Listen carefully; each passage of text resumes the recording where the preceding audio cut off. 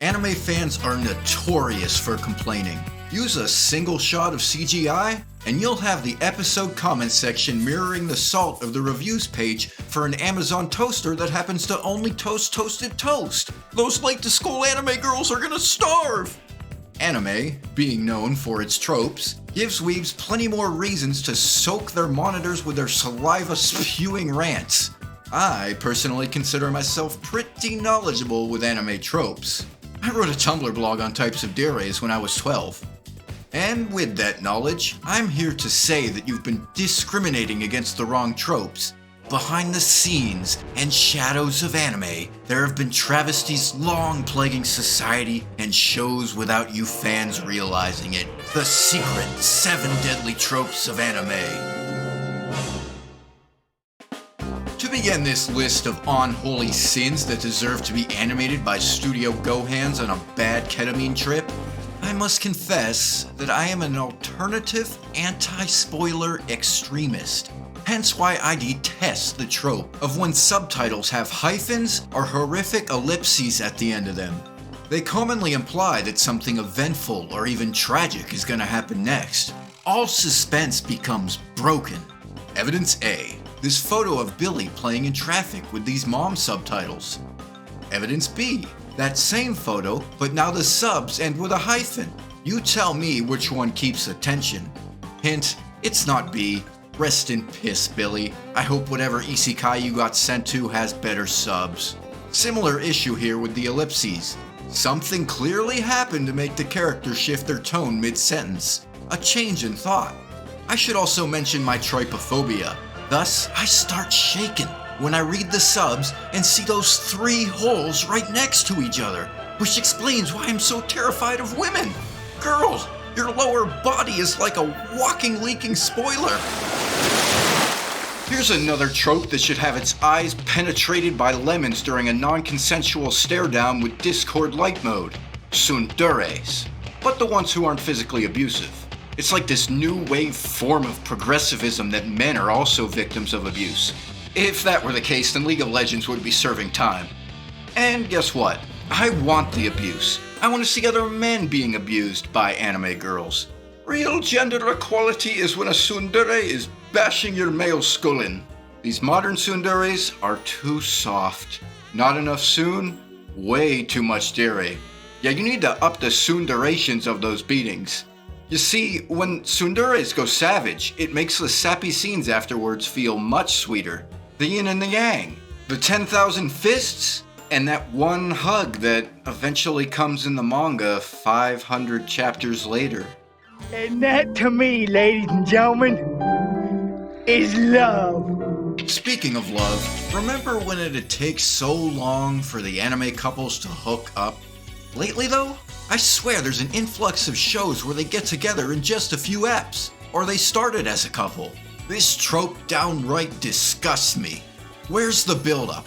It's like we're all ADHD-riddled Zoomers who are trying to Twitch speedrun romance. The odds that these nerdy characters find a girl should be so low that they'll have little Jean pulling up. So now you expect us to believe that it'll happen quickly too? These anime are setting us lonely nerds up for failure. You ain't gonna find yourself a Senjuka Hara.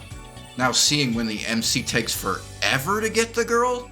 So much more relatable. And it hits way harder too, like how a tsundere should. So yeah, I like it when the romance anime edges me. Just take me back to the good old... Why are there English No, not that type of edging. You, as an individual, might hate training arcs. I, on the other hand, hate scenes where they train. We are not the same.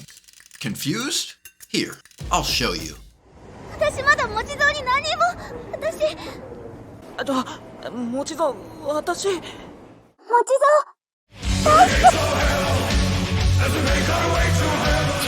Yes, it's these damn passing trains that during important or emotional convos and scenes, bam! Here comes fucking Thomas to ruin the moment. Absolutely killed the heartfelt stare down they were having. In some instances, that bastard train will even be taking them away while blasting loud new wave train dubstep. And somehow no one's ever been hit during all this train track loafing? It's like the trains are role-playing as Truck-kun if he were passive-aggressive. I'm done with these trains. All they accomplish is padding the episode runtime and delaying some stupid main character from becoming a couple with a girl. I have a job for you. This next trope raises my OCD levels to so high that people would think I'm a parody of Solo Leveling. Take a look at this character.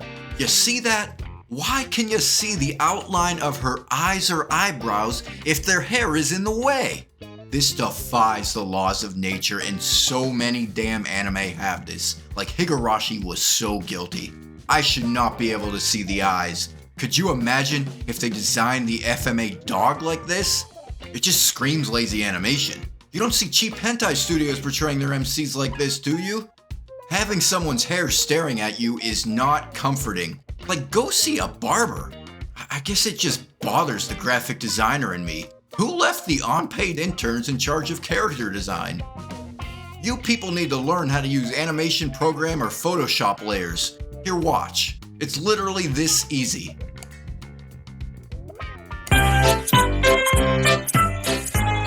I want to exile our next trope to the Shadow Realm with nothing but a TV playing endless 8 reruns.